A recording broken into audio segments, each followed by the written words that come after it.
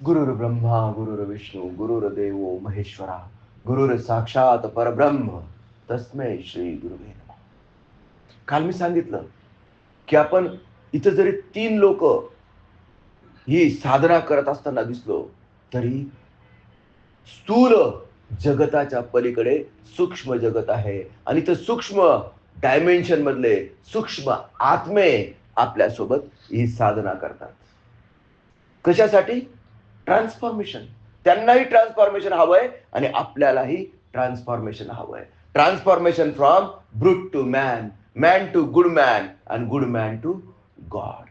हे परिवर्तनाचं शास्त्र आहे. This is pure science and this is science beyond science.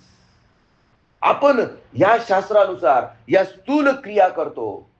स्थूल क्रिया यांना मी नाव दिलं आहे ब्रह्मक्रिया. ब्रह्मक्रिया हे नाव का दिलेलं आहे?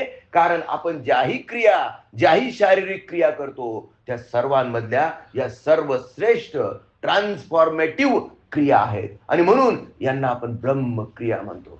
जे आपण या क्रिया करतो, भस्त्रिका, कपालभाती, अनुलोम विलोम, बाह्य प्राणायाम, या सगळ्या क्रियांमध्ये एक श्रेष्ठ क्रिया आहे आणि ती क्रिया म्हणजे काहीही न करणे. काहीही न करणे ही सुद्धा एक क्रियाच आहे. विश्राम में ही राम है. नीट माझे शब्द, हे शब्द स्थूल आहेत पण या शब्दांमधला अर्थ अतिशय गहन आहे आणि तो अर्थ पकडता आला पाहिजे. लक्षात घ्या, ज्ञान शब्दांमधून प्रकट होतो. ज्ञान शब्दांमधून प्रकट होतो पण त्या शब्दांमधला अर्थ अनुभवाने प्रकट होतो आणि म्हणून ज्ञान जेव्हा अनुभवासहित आपल्याला प्राप्त होतं त्याला म्हणतात बोध. आणि हा बोध जेव्हा प्रबोध होतो तेव्हा आपण आत्मसाक्षात्कार किंवा निर्विकार समाधीकडे, निर्विकल्प समाधीकडे प्रस्थान करतो. लक्षात घ्या, यम, नियम, आसन, प्राणायाम, प्रत्याहार, धारणा, ध्यान आणि मग समाधी, आणि समाधी सुद्धा सविकल्प समाधी आणि मग निर्विकल्प समाधी. सविकल्प म्हणजे अजूनही आपला विकल्प शिल्लक आहे, अजूनही आपला डाऊट आहे, अजूनही मी जे सांगतोय ते शब्द, ते ज्ञान आणि त्या ज्ञानाचा अर्थ आपण पकडू शकलो नाहीत आणि म्हणून आपण निर्विकल्प, निर्बीज, धर्ममेघ समाधीपासून दूर आहोत,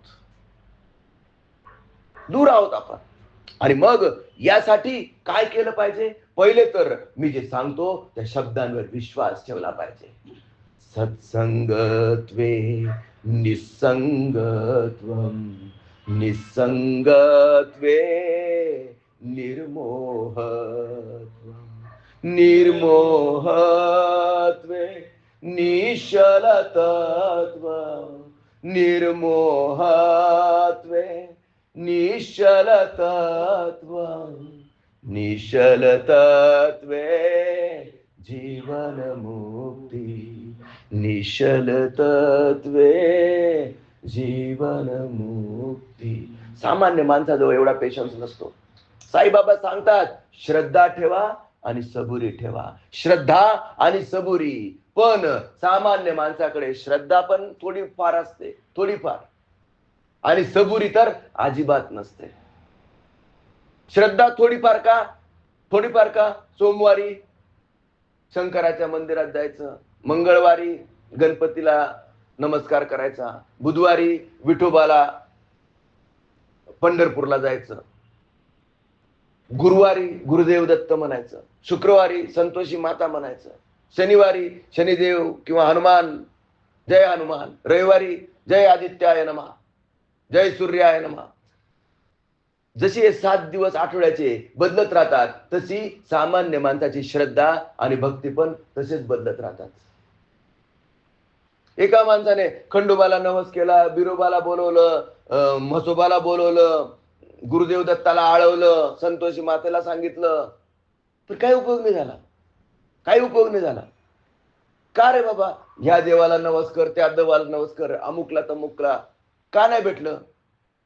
तो म्हणे काय काय खोट असतो हे सगळं, कशाचं देवन, कायचं काय, सगळ्या देवांना नवस करून झालेत, काही कोणाचा काही रिझल्ट नाही, काही कोणाचा काही रिझल्ट नाही. अरे बाबा, तू ज्यावेळेस खंडोबाला सांगितलं आणि खंडोबाला सांगून खंडोबा काम करत होता, तेवढ्यात तू बिरोबाला सांगितलं. आता खंडोबा वाटला असेल, तो गेला बिरोबाकडे, मी कशाला करू? बिरोबाने तुझं काम हातात घेतलं, तेवढ्यात तू गेला म्हसोबाकडे. म्हसोबाला वाटलं, अरे त्या बिरोबाला वाटलं की अरे तो म्हसोबा करेल, याला वाटेल तो करेल, त्याला वाटेल तो करेल, तुझं काम झालं नाही. यात काय आश्चर्य आहे? हा भौतिक नियम आहे ना राजा. म्हणून श्रद्धा अढळ असावी, श्रद्धा एकाच ठिकाणी ठेवावी. एकाच ठिकाणी खोदलं तर पाणी लागतं, नाहीतर 5 फूट इथे खोद, 10 फूट तिथं खोद, 15 फूट तिथं खोद, खोदून खोदून दमला आणि आयुष्य गेलं. जन्म आला गेला आणि ओझे वाहून वाहून नेला. पाणी लागलं पाहिजे. आणि म्हणून श्रद्धा, निष्ठा अढळ असावी. ही श्रद्धा निर्माण करण्यासाठी, ही श्रद्धा प्राप्त होण्यासाठी पहिली पायरी आहे सत्संग. सत्संग म्हणजे संतांचा संग करणं आवश्यक आहे. संतांचं वचन कानात पडणं आवश्यक आहे. आजकाल अवेलेबल आहे ना, आजकाल बरेच बाबा लोक युट्यूबला अवेलेबल आहेत, बरेच सत्संग चालू असतात. पण ह्या मतांचा गलबला आणि कोणी माने ना कोणाला. म्हणून सामान्य माणसाची अवस्था भ्रमित होऊन जातं. तो त्याला कळतच नाही की मी कोणाला गुरु करावं, कुठे श्रद्धा ठेवावी. कोणी म्हणतो हा देव पावतो, कोणी म्हणतो तो देव पावतो. अरे कुठे विश्वास ठेवू मी, कुठे श्रद्धा ठेवू मी? आणि ह्या कन्फ्युजन मध्ये तो काय म्हणतो, जाऊ दे बाबा, मैं भला और मेरी नोकरी भली. आपले नोकरी करावी, आपली बायका, आपले पोरं, बस. पण आपले सच्चिदानंद स्वामीजी रंगनाथ महाराज, ब्रह्ममूर्ती ज्ञानेश्वर माऊली आपल्याला ही शिकवण देतात, संसार करावा नेटका, दिसू देऊ नये कुठे फाटका, परमार्थाचा चुटका असू द्यावा. दररोज सकाळी आपण ही जी स्थूल साधना करतो, याच्याने आपल्या शरीरात काही बदल होतात. वात, पित्त, कफ बॅलन्स होतात. हे स्थूल बदल आहेत. आणि कुठल्याही विकारांपासून, कुठल्याही आजारांपासून, कुठल्याही आदी व्याधींपासून आपण हळू मुक्त व्हायला सुरुवात होते, अगदी पहिल्या दिवसापासून. फक्त शास्त्र में जो बात है वो करने के हाथ है. दररोज सतत अभ्यास. जसं दररोज आपण खातो, दररोज आपण आंघोळ करतो, दररोज आपण आपल्या प्रातर्विधी करतो, दररोज आपण झोपतो, दररोज आपण नोकरी करतो, दररोज आपण पैसे कमवतो, हे जसं आपलं रुटीनचं भाग आहे, तसं साधना, सेवा, सत्संग, दिस शुड बी अवर लाईफस्टाईल. ही आपली लाईफस्टाईल बनली पाहिजे. दररोज सकाळी मी उठलो का जसं आंघोळ करतो तर काय कौतुक करतो का? नाही, आंघोळ करावीच लागते, करतोच. स्वच्छता ठेवायची असेल तर आपण जशी आंघोळ करतो, जशी 20-25 दिवस झाले की केस कापतो, आठवड्याला दोनदा दाढी करतो, हे जसं आवश्यक आहे, अगदी तसंच दररोज प्राणायाम करणं आवश्यक आहे. This should be routine, this should be your lifestyle. सकाळी साधना आणि दिवसभर सेवा करणं म्हणजे काय? चराचरात परमेश्वर आहे. कोणी डॉक्टर असेल तर त्यांनी सेवा भावाने, सेवा वृत्तीने डॉक्टरकी करावी. कोणी टीचर असेल तर त्यांनी लहान मुलांना घडवण्यासाठी टीचिंग करावी. कोणी लेखक असेल तर त्यांनी चांगलं लिखाण करावं. कोणी कवी असेल तर त्यांनी चांगल्या देशभक्तीपर, भगवंताच्या भक्तीपर कविता कराव्यात. समाजाला दिशा प्राप्त होईल असं त्याचं लिटरेचर त्यांनी निर्माण करावं. जसं तुकोबरांनी अभंग लिहिलेत, जनाबाईने जात्यावरची गाणी लिहिलीत, एकनाथांनी भारुडं लिहिलीत. कशासाठी? जे जे आपणाशी ठावे ते इतरांना सांगावे, ज्ञानी करुणी सोडावे सकळ जन. त्याच्याने काय होईल की आपल्या आजूबाजूला तरी चांगल्या लोकांचा एक समूह तयार होईल, आपल्या भोवती एक पोर्टेबल स्वर्ग तयार होईल. आणि आपण, अरे स्वर्ग वर नाही, स्वर्ग आपल्या भोवती निर्माण करण्याचं हे शास्त्र आहे. हे आपल्या भोवती पोर्टेबल स्वर्ग निर्माण करण्याचं हे शास्त्र आहे. हे माझ्या सद्गुरूच्या कृपेने मला प्राप्त झालं. आणि गुरुने दिला ज्ञान रूपी वसा, आम्ही चालवू हा पुढे वारसा, आम्ही चालवू हा पुढे वारसा. पिता बंधू स्नेही तुम्ही माऊली, तुम्ही कल्पवृक्षातली सावली, तुम्ही सूर्य आम्हा दिला कवडसा. आम्ही चालवू हा पुढे वारसा, आम्ही चालवू हा पुढे वारसा. जिथे काल अंकुर बीजातले, तिथे वेलीवरती आजही फुले. फलद्रूप भावा हा वृक्ष असा, आम्ही चालवू हा पुढे वारसा. गुरुने दिला ज्ञान रूपे वसा, आम्ही चालवू हा पुढे वारसा. शिकू धीरता शूरता वीरता, धरू थोर विद्ये सवे नम्रता. मनी मानसी हा वसावा ठसा, आम्ही चालवू हा पुढे वारसा, आम्ही चालवू हा पुढे वारसा. गुरुने दिला ज्ञान रूपी वसा, आम्ही चालवू हा पुढे वारसा, आम्ही चालवू हा पुढे वारसा.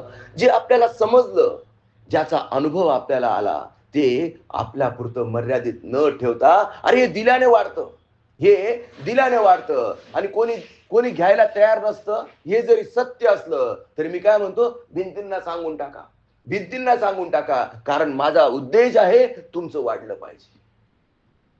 भिंतींना सांगून टाका, तिथं पण सूक्ष्म जीव जगत आहेत, जीव जगत ब्रह्मांड हे ज्ञान ग्रहण करण्यासाठी आसुसलेलं आहे. तुम्ही नशीबवान आहात, नशीबवान आहात की हे ज्ञान तुमच्या कानात पर्यंत येऊन पोहोचत आहे. ही भगवंताची कृपा आहे, ही दत्त गुरूंची कृपा आहे, ही माझ्या सद्गुरूंची कृपा आहे. कारण कारण तुका म्हणे फोडले भांडार, तुका म्हणे फोडले भांडार, माझ्या धन्याचा हा माल, येथे मी हमाल भार वाही. हे दुकान आहे, हे दुकान आहे, देतो मोलावीनं साऱ्या वस्तू. तुम्हाला जे हवं ते सगळं इथं प्राप्त केलं जाऊ शकतं. फक्त फक्त नीतीने आणि धर्माने या चैतन्याच्या मार्गावर स्वतःच्या अंतरात्म्याला साक्षी ठेवून प्रामाणिकपणे चालण्याची तयारी असली पाहिजे. आपल्या पूर्वजन्मातल्या कर्मांचे डोंगर किती आहेत, केवढे आहेत, त्याचा विचार करू नका. अनंत जन्मांच्या अनंत पाप राशी ऑलरेडी आपल्या पाठीमागे आहेत. त्याचं डिक्लटरिंग तुमच्या श्वासाच्या माध्यमातून, तुमच्या श्वासाच्या माध्यमातून. Humanity is the only religion and breath is only your prayer.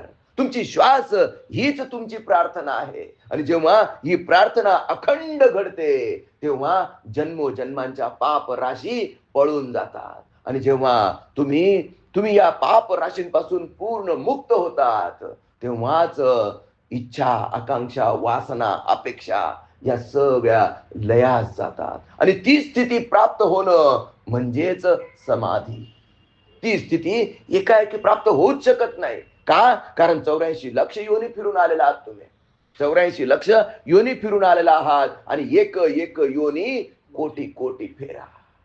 चुकलिया वर्म फेरा पडे. आणि आता अब ना बनी तो फिर ना बनेगी, अब ना बनी तो ना बनेगी, अब ना बनी तो फिर ना बनेगी, अब ना बनी तो ना बनेगी.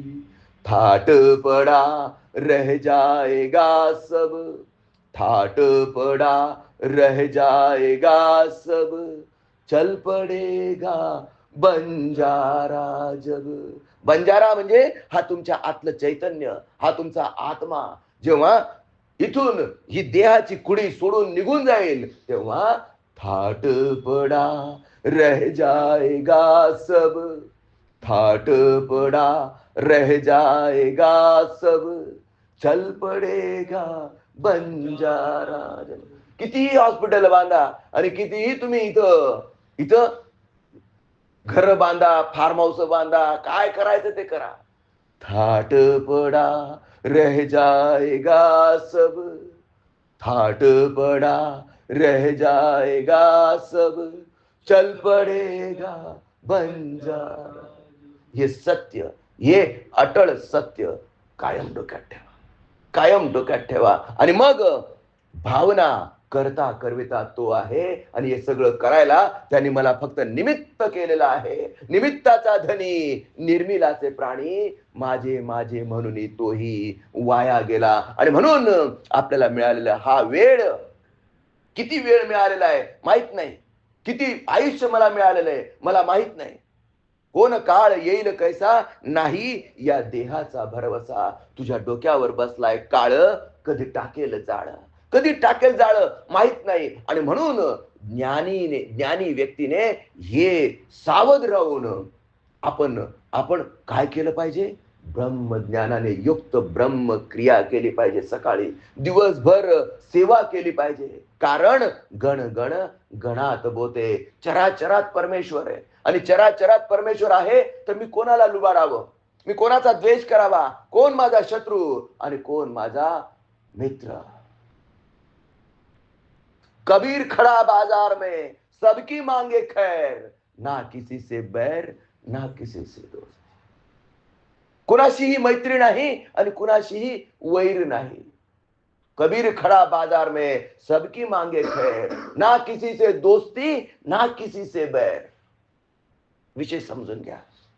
कोणाशी मित्र नाही, कोणीही माझा मित्र नाही, कोणीही माझा शत्रू नाही. सर्वांकडे जो समदृष्टीने पाहतो तोच खरा योगी, तोच खरा ज्ञानी. सगळ्यांकडे समदृष्टीने पाहतो. ना कोणी लहान ना कोणी मोठा, ना कोणी स्त्री ना कोणी पुरुष, ना कोणी श्रीमंत ना कोणी गरीब. मग आणि आपण तर इतके मूर्ख आहोत. आपण म्हणतो तो ब्राह्मण, तो क्षत्रिय, तो वैश्य, तो शूद्र, तो मुसलमान, तो ख्रिश्चन, तो सिख, तो जाट.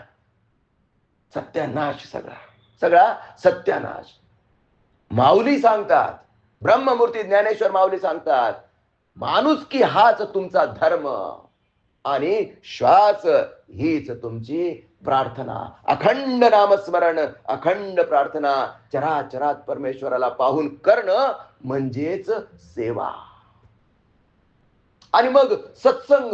सत्संग म्हणजे काय, अरे दिवस तुमचा चांगला गेला ना, चांगला दिवस गेला ना, धन्यवाद द्या त्या परमपित्याला, परमेश्वराला थँक्यू म्हणा, थँक्यू म्हणा. कारण ही फुकटची हवा तुम्हाला त्याने दिली आहे, पाणी तुम्हाला दिलेलं आहे, पंचमहाभूतांच्या रूपाने हे शरीर तुम्हाला दिलेलं आहे. त्याला निदान दिवसात झोपायच्या आधी थँक्यू तर म्हणा. आणि ते थँक्यू म्हणणं म्हणजे धन्यवाद निर्विवाद, राम राम कहिए, जाहे विधि राखे राम, ताहे विधि रहिए. विधि का विधान जान, हानि लाभ सहिए, जाहे विधि राखे राम, ताहे विधि रहिए. मुख में हो राम नाम, राम सेवा हाथ में, तू अकेला नहीं प्यारे, श्री राम जी तेरे साथ में. विधि का विधान जान, हानि लाभ सहिए, जाहे विधि राखे राम, ताहे विधि रहिए. सीताराम सीताराम सीताराम कहिए, जाहे विधि राखे राम, ताहे विधि रहिए. अखंड नामस्मरण, अखंड नामस्मरण, त्यालाच म्हणायचं समर्पण. आणि त्यालाच म्हणतात साधना, सेवा आणि सत्संग.